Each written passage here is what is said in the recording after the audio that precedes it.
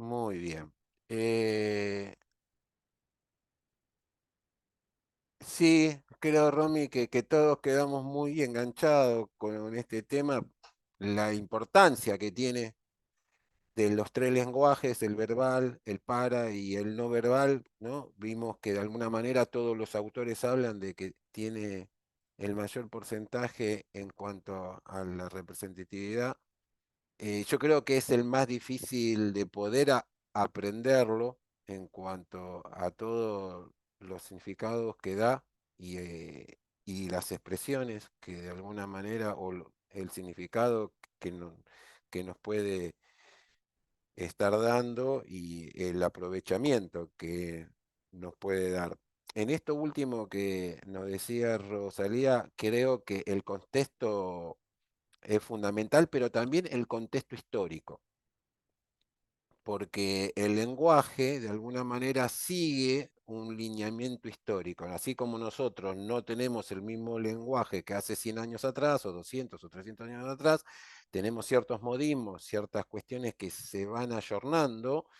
Hoy el enfermero que ustedes contratan, el millennial, bueno, tiene una manera de un lenguaje corporal que también va modificándose en algunas cuestiones. Por eso creo que hay algo que de todo lo que nos dice Rosalía es importante tener en cuenta, que es la cuestión de conocer a la otra persona, porque si no muchas veces podemos caer en algunos sesgos de algunas interpretaciones que podemos tomar de algún teórico en el lenguaje no verbal. Digamos que es cierto que esa primera impresión nos puede ser o muy positiva o muy negativa o neutra o que no nos diga nada, pero es importante en lo que tiene que ver con el trabajo que ustedes hacen de la gestión, en el comportamiento no verbal que van teniendo los colegas con los cuales ustedes van trabajando, porque muchas veces ciertas situaciones que a ellos los atraviesan modifica primero lo que el cuerpo manifiesta que lo que la palabra dice. Entonces, en esto de los tres lenguajes, el cuerpo siempre se expresa primero. Entonces, el poder detectar aquellas situaciones que ustedes ven que van modificándose, es importante poder tener el ojo. Y en esta dificultad que yo veo con el lenguaje no verbal, que a diferencia de los otros dos, nos lleva mucho más tiempo el descodificarlo, el entenderlo. Entonces eso también hace que nosotros tengamos que ponerle mucha más atención de la que realmente le ponemos, porque por ahí más estamos enfocados en escuchar la palabra, el acento, y no todo el comportamiento que esa palabra tuvo en el acompañamiento del cuerpo. Entonces son situaciones que muchas veces hace que, por ejemplo, el lenguaje no verbal sí o sí te lleva a una observación.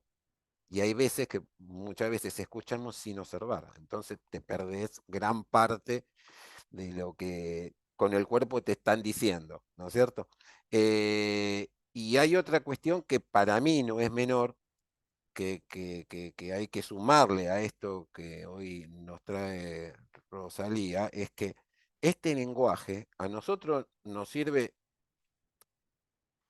en dos dimensiones. Una, para poder leer mejor a la persona con la cual yo estoy trabajando y de alguna manera yo estoy llevando con él una misión adelante, un trabajo, una tarea, pero también que él, así como yo lo leo a él, él me está leyendo a mí en lo no verbal. Entonces, de alguna manera esto también a nosotros nos sirve como para no contradecirnos, que con el cuerpo estamos diciendo una cosa y con la palabra otra. Entonces yo creo que ahí hay dos cuestiones que en el aprendizaje de ser más asertivo cuando estamos comunicando, ¿no es cierto? Por ahí es la mejor frase esté acompañada con la mejor postura, con la mejor expresión, con la situación más adecuada que complemente todo. Y eso es realmente un trabajo. Es como cuando nos maquillamos, nos preparamos, no dejamos nada descuidado, ni la ropa, ni el color de esto, ni bueno, todo esto tiene que ver de alguna forma con el lenguaje en todas sus vertientes y bueno, creo que es fundamental. No sé si tuvieron tiempo de ver el material de Valencia, el material del manual de técnicas. ¿Tuvieron tiempo de echarle una lectura así rápida?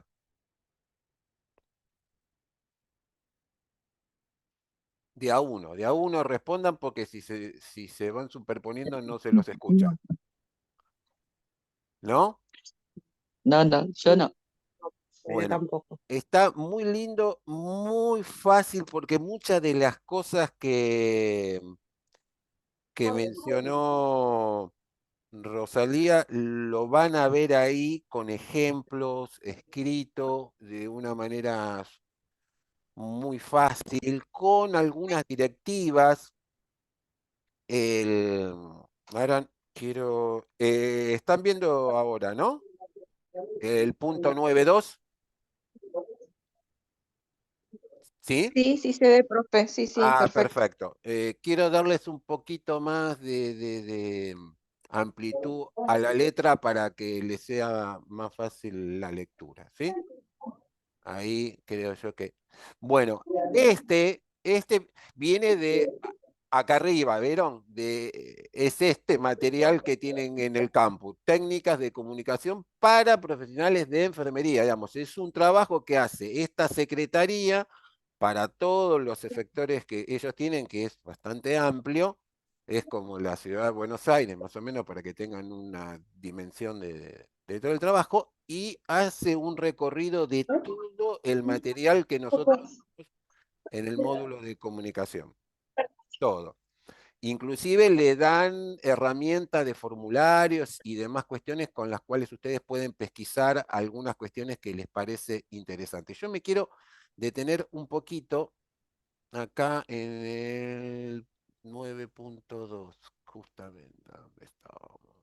9.1, voy a parar acá para no bajar, que tiene que ver para comenzar con el trabajo en equipo, pero ojo que esto también tiene material para que ustedes puedan pesquisar la comunicación que nosotros debemos tener con nuestros sujetos de atención también, ¿eh? Quiere decir que de alguna manera toma todo el trabajo comunicacional de la disciplina dentro de los efectores. Quiere decir que, pero bueno, yo ahora me quiero centrar un poquito en este tema que me parece sumamente interesante.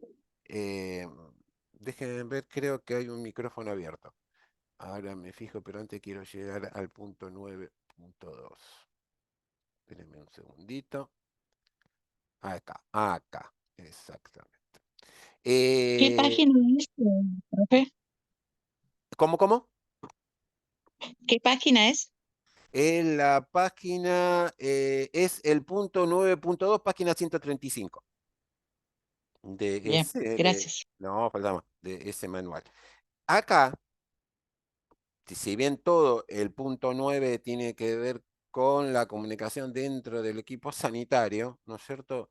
Es que justamente nosotros tenemos la cintura suficiente como para poder de alguna manera marcar, ¿sí? Cuáles son las necesidades que tiene, ¿sí? Nuestras personas que están a cargo dentro de un centro de salud, de un hospital, y ver de alguna manera cuáles son esas situaciones que hacen que a una persona le dificulte más desenvolverse o comunicarse. Entonces creo yo que es ahí donde tenemos que poner el énfasis en ir detectando los diferentes tipos de comunicación, de canales, ¿sí? Que algunos pueden ser formales, otros informales, pero que de alguna manera no genera, ¿sí? Esa comunicación que nosotros necesitamos complementar con la información que comúnmente tenemos de manera escrita tanto en soporte papel como en soporte magnético. Quiere decir que tanto una comunicación como la otra, de alguna manera, tiene que tener una coherencia, tienen que de alguna manera, digamos, reflejar algo parecido, ¿sí? Más allá que sabemos que somos por ahí mucho más completos y, y que de alguna manera la verbalidad la desarrollamos mucho más que la escritura, ¿no? En donde muchas veces, por una cuestión de que no se valora tanto el trabajo de la comunicación escrita, muchas veces retaseamos, ¿sí? Información va, digamos, muy valiosa en lo escrito, pero lo comunicamos de manera oral, sin darnos cuenta que ambas comunicaciones tienen que tener un peso importante y estratégico en el sentido que lo que va a perdurar en el tiempo es lo que queda escrito. ¿Sí? Lo que tiene de finitud la oralidad es que se pierde mucho más rápido, ¿sí? Y que desgraciadamente en esa cuestión, tanto de lo verbal como de lo paraverbal o lo no verbal, no queda registro muchas veces, ¿no? No hay huella en ese sentido, como para poder seguirla, ¿no? Puede haber un recuerdo. Entonces, yo creo que los grupos necesitan de ambos tipos de comunicaciones, porque no todo lo podemos escribir, sino que hay cuestiones que van a ir construyéndose en cuanto a la tarea diaria, basado en lo que tiene que ver justamente con con la comunicación no escrita. Pero básicamente creo yo que las pautas principales, o por lo menos lo que ordena la parte operativa, sí tiene que quedar escrito. Inclusive podemos escribirlos con símbolos, ¿no? Con un pictograma, ¿no es cierto? Como muchas veces pasa con la señalética que tiene en un lugar donde hay ciertos símbolos, ciertas guías, ciertas líneas, ciertas cuestiones que nos ordenan, porque muchas veces los grupos necesitan de esas pautas de construcción para tener de alguna manera una serie de funcionamiento que permita de alguna manera turno a turno ir transmitiendo las cuestiones que creemos nosotros que son fundamentales para que de alguna manera ese conocimiento se vaya trasladando y eso vaya haciendo que la persona pueda ir tomando las mejores decisiones. Porque lo que nosotros buscamos es eso, ¿no? El escenario para producir más y que de alguna manera esa producción se transforme en mayor bienestar y de esa forma poder ir llegando a constituir de alguna manera un grupo que es capaz de trabajar en una armonía, ¿no? En esa armonía que se va a ir de alguna manera entrelazando desde la confianza mutua, como lo dijimos muchas veces, que es lo que tienen los equipos de trabajo, esa necesidad de que nos podamos de alguna manera llevar bien, ¿sí? Y poder ir construyendo, ¿sí? Esa formalidad que se va a ir manteniendo en el tiempo y que nos permite obtener resultados. Entonces, la comunicación, ¿sí? Va a resultar un vínculo necesario, ¿sí? Que va a fortalecer. Por eso yo les decía en una de las propuestas con respecto a la comunicación interna, es que qué bueno es entrelazar diferentes tipos de canales de comunicación, que algunas pueden ser escritas, otras pueden ser por medio de las redes o de la forma que ustedes consideren que es de uso hoy, ¿sí? En nuestros espacios y que esto vaya permitiendo poder ir afianzando sobre todo que los criterios de la política de la organización en la que nosotros trabajamos, porque de alguna manera con eso le vamos a ir dando cumplimiento a la visión y a la misión que la organización tiene. Entonces, de esa manera vamos a ir, ¿sí?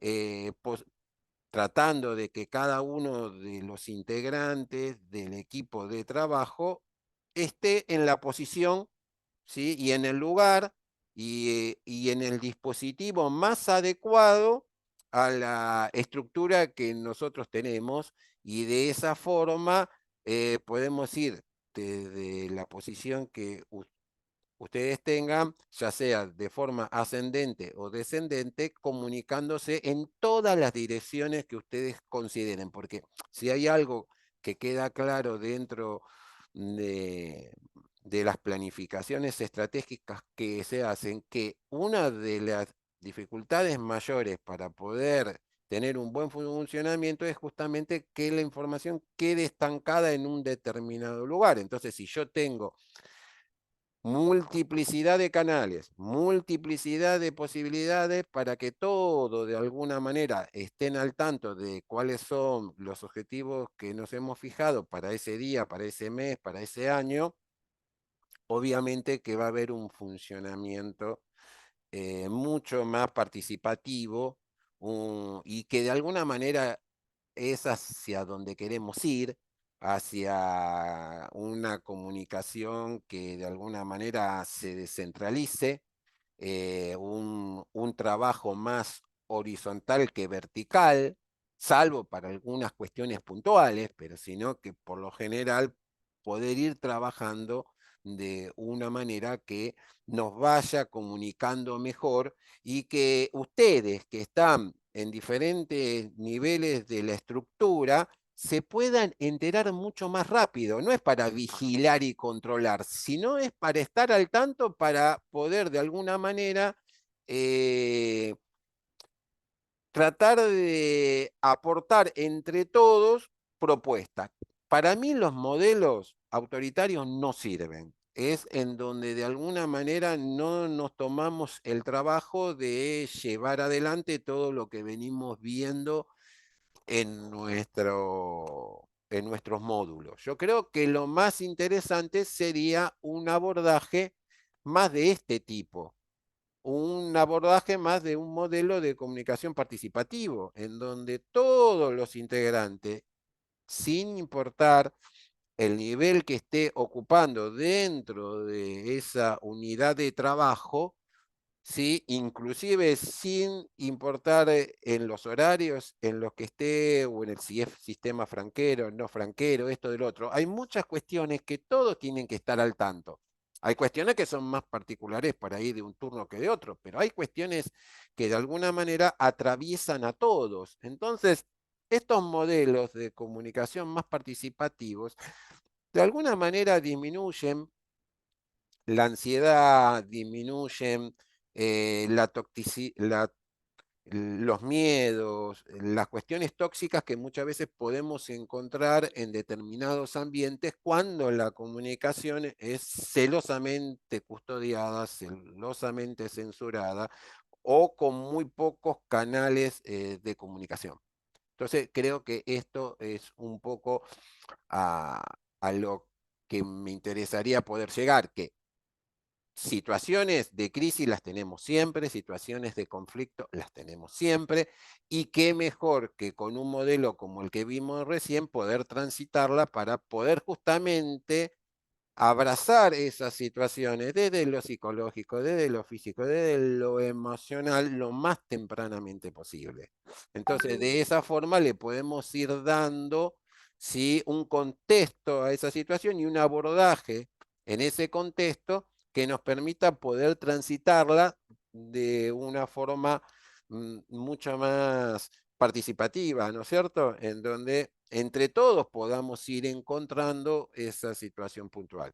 Y con los demás actores que forman parte de, de nuestro marco contextual, que tiene que ser de alguna manera otras disciplinas, o también, ¿por qué no?, nuestros sujetos de atención y su familia, también de alguna manera, si la comunicación hacia ellos tiene estas características de participación, obviamente que esto se resuelve mucho mejor. Por eso creo yo que todas estas situaciones se deben afrontar con un modelo de comunicación efectivo, que va a servir tanto para momentos de crisis como de no crisis. Entonces, creo que todo pasa también un poco por la confianza y justamente por entender que cuanto más comunicación tengo de calidad, mayor va a ser la posibilidad de resolver los problemas que tenemos, que sabemos que van a aparecer siempre.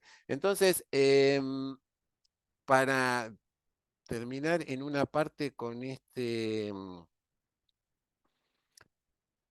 tema de la comunicación, quería ir a una partecita que me parece sumamente interesante compartirlo con ustedes, que tiene que ver muchas veces que nosotros en los ambientes donde nosotros, digamos, transitamos, nos ganan muchas veces los silencios. Hay, cuando hay cosas que duelen decirlas, cuando hay cosas que afrontarlas son complejas, muchos se toman licencia o tratan de tirar la cuestión para más adelante y realmente no sirve. Creo que lo mejor es tener algún tipo de abordaje de cómo se debe transitar por esas situaciones, de tener que dar alguna noticia. eh, Estos pueden ser dar noticias que tienen que ver con cuestiones relacionadas con el sujeto de atención, con la familia de ese sujeto o con cuestiones que tienen que ver internamente con nosotros. Hay situaciones que muchas veces ustedes tienen que comunicar sobre, no sé, cambios de horarios, cambios de servicios, cambios de turnos, situaciones que tienen que ver, bueno, en este tema de crisis, ¿no? En donde desgraciadamente está todo tan revuelto, siempre estamos de alguna manera que transitando por ciertas noticias que nadie tiene ganas de decirlas, de explicarlas, de contarlas. Y yo creo que en esto es fundamental el acompañamiento en cualquiera de las dimensiones en las cuales le mencionaba antes, ya sea cuando son noticias hacia el grupo de trabajo que tiene que ver con su funcionamiento o con la pérdida de algún compañero o con alguna situación compleja que pueda estar atravesando un compañero o cuando a alguien ustedes no le pueden renovar el contrato porque hay una orden de recursos humanos, o bueno, infinidad de cuestiones. Yo creo que ahí es donde también tenemos que tratar de recuperar un poco de todo lo aprendido para poder ser más efectivo a la hora de cómo comunicarlo. Porque creo yo que eso también tiene que ver con la empatía que nosotros ponemos en la comunicación y desgraciadamente damos en algunas rachas o en algunos momentos nos toca dar eh, estas situaciones de permanentemente estar dando ciertas noticias que no son del agrado de todos o que no todos quieren escuchar. Y desgraciadamente quienes ponen la cara para esa situación son los que están al frente de un grupo de trabajo. ¿No es cierto? Obviamente que va a haber situaciones que dependiendo del nivel que ustedes tengan en la jerarquía de la estructura, muchas veces cuanto más alta es la cuestión, son peores las noticias que muchas veces tienen que dar. Entonces, bueno, estas situaciones, ya sea o por la magnitud de la mala noticia o por la frecuencia de decir situaciones que son desagradables, por más que sean de menor situación, afecta, obviamente, que afecta y necesita de un tiempo para recuperarse. En este mismo documento también hay algo que se lo recomiendo para que lo vean dentro de las técnicas, es de cómo abordar el tema de la ansiedad, que me parece que está muy bien abordado y bueno, dentro de nuestras estructuras, desgraciadamente, es uno de los primeros signos o síntomas del burnout, de la sensación de quemado, tiene que ver con la ansiedad crónica y yo creo que el poder de alguna manera testear siempre ciertas cuestiones en el ambiente hace que nosotros podamos estar siempre un pasito antes en esta cuestión particular. La familia es un factor importantísimo, sobre todo en aquellos servicios en donde tienen una política de servicios abiertos en cuanto al rol protagónico que tiene la familia en el acompañamiento. Creo que es un trabajo por parte de todos, ¿no? Pero el jefe es de alguna manera o el que está siempre en la supervisión o el que comúnmente la familia muchas veces reclama por querer charlar con ustedes porque de alguna manera tienen un disconfort en cuanto al cuidado que está recibiendo el familiar o en algunas cuestiones que no entienden justamente ligada con la comunicación, porque muchas veces por ahí otras disciplinas acotan o generan mucho tiempo de silencio ante determinadas situaciones que hace que la falta de comunicación de otras disciplinas repercuta también en el trabajo nuestro que nosotros tenemos. Y en el tema de la comunicación nuestra, con el sujeto de atención y con la familia, también hace muchas veces que nosotros no podamos decir todo lo que queremos decir, pero tampoco no podemos no decir nada. Entonces, en ese equilibrio de comunicación con el otro, bueno, muchas veces nosotros tenemos que estar saliendo a pedir colaboración también a otra disciplina para que venga el médico y dé su parte y dé su mirada con respecto a a la evolución del el tratamiento o de las expectativas que otros tienen sobre el acompañamiento que se le está haciendo. Y en ese sentido, por eso, en este manual también en algunos temas muy puntuales, como puede ser en algo muy trágico, como un fallecimiento, o cualquier otra cuestión que tengan que de alguna manera entablar en cuanto a las negociaciones que se hacen, creo yo que es fundamental tener una buena comunicación. En algo que por ahí yo no sé si a muchos les toca, sobre todo en los hospitales públicos, en el tema puntual, por ejemplo, en una situación compleja, como puede ser cuando ya la persona está entrando en un estado de perturbación clínica irremontable, ¿no es cierto? Ya desgraciadamente irrecuperable, muchas veces se plantea desde nuestro ejercicio profesional la necesidad de salir de alguna manera a buscar oportunidades para otros y muchas veces en una situación en donde una familia está pasando por una situación compleja,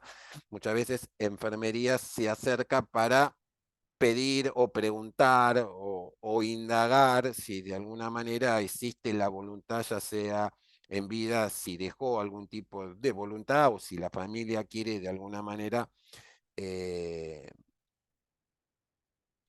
salvar otras vidas, ¿sí? Con la posibilidad de que la persona sea un donante. Bueno, esos temas que son complejos, ha resultado muy bien la posibilidad de poder tener personal entrenado para el abordaje de esas situaciones de crisis y de preduelo ante situaciones como esas. Entonces, si para algunas cuestiones las técnicas de comunicación en cuanto a su abordaje sirven para poder tratar esas instancias emocionales, complejas, vitales, que de alguna manera están mucho más sensibles, creo que tenemos que tratar de seguir recreando esos comportamientos y esas estrategias para otras cuestiones en donde se genere alguna situación incómoda con la familia o que la misma persona tenga la libertad en un esquema de comunicación participativo, como les explicaba antes, poder justamente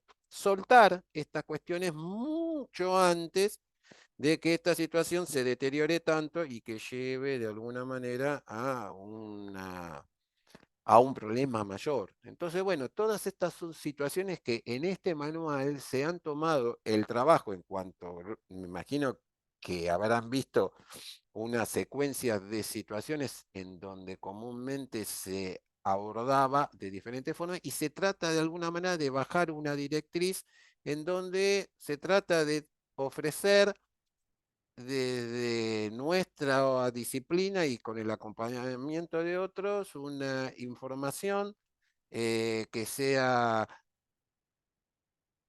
verificable, que de alguna manera se ajuste a la situación, que dé seguridad, que dé tranquilidad, que de alguna manera acompañe la cuestión emocional, que esté permanentemente al lado de, inclusive en las situaciones más difíciles que puede ser el duelo o la agonía de una persona que está a nuestro cuidado, porque nuestra disciplina de alguna manera tiene un acompañamiento en todo ese proceso y bueno, creo yo que la comunicación no debe faltar, ¿no es cierto? Ya sea tanto con el sujeto de atención como con la familia que va acompañando permanentemente. Entonces, creo que nuestra conducta como profesionales es tratar de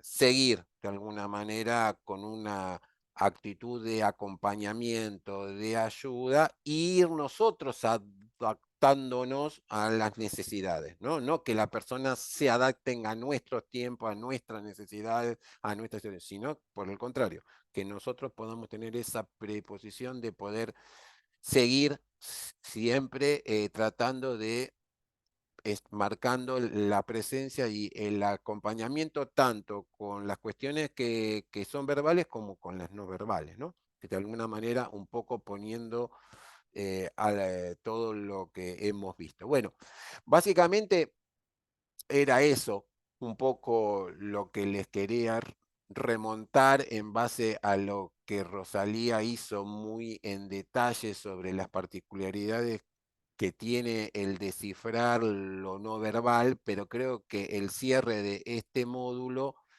ameritaba de alguna manera poder contar con un material que nos dé recursos, que nos dé técnica, que nos dé estrategia y que de alguna manera reflejen los escenarios por los cuales nosotros transitamos todos los días. Por eso le doy como consejo darle una miradita a este material, que lo entiendo que es extenso, son 150 hojas, digamos, no es para leerlo de un saque, pero de alguna manera van a poder sacar material de ahí para lo que quieran. También les sirve a ustedes algunas cuestiones que yo digo, muchas veces esto ya es entrar muy en detalle con algunas precisiones cuando uno quiere de alguna manera en alguna entrevista tomar algunas notas de algunas particularidades, ya ahí para mí se va un poco al extremo cuando queremos ser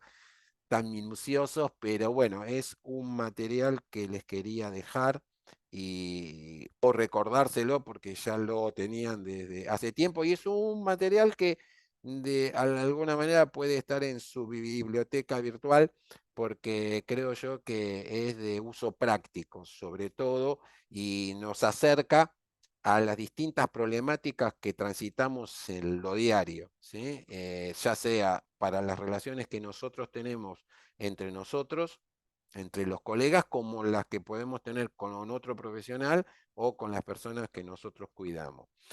Bueno, algo que me quieran decir, algo que me quieran contar sobre algo en particular, sobre esta parte en cuanto a este módulo que hemos transitado, que es el módulo de la comunicación,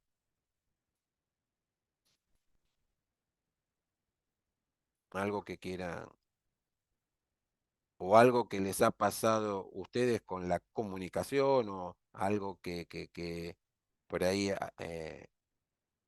hay algunas cuestiones que las han constatado con evidencia de que es cierto, cuando hacen tal cosa pasa, cuando hacen tal otra.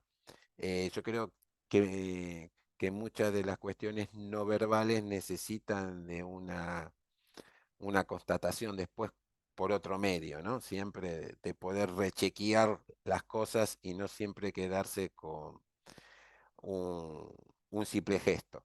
Les quería mencionar que en el próximo módulo, como se los mencioné antes, vamos a dar comienzo con las bases de la gestión y vamos a encarar primero por la parte más operativa, ¿sí? Que tiene que ver con el perfilamiento de ciertos puestos o que ustedes puedan ir teniendo un recurso de cómo perfilar un determinado puesto dentro del área del servicio o del trabajo que están haciendo.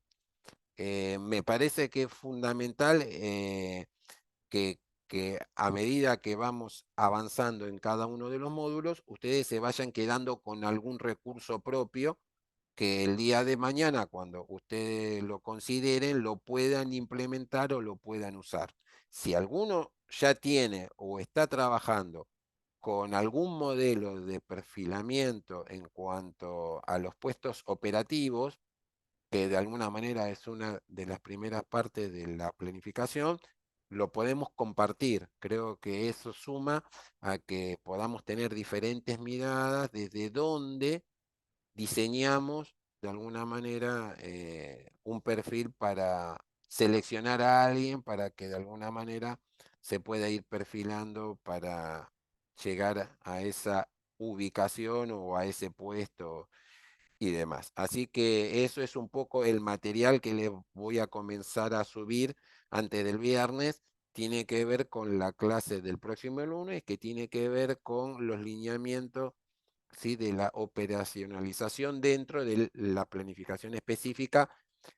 Sobre todo lo que vamos a comenzar en ese primer módulo es la más inmediata, no la de largo plazo, que eso es más para la parte de dirección de departamentos y demás, sino para la operativa, para la del día a día, ¿no? De ir viendo cómo podemos ir operacionalizando lo que tengo en el día a día, en la semana o en el mes. A eso es a lo que nos vamos a concentrar en el segundo módulo.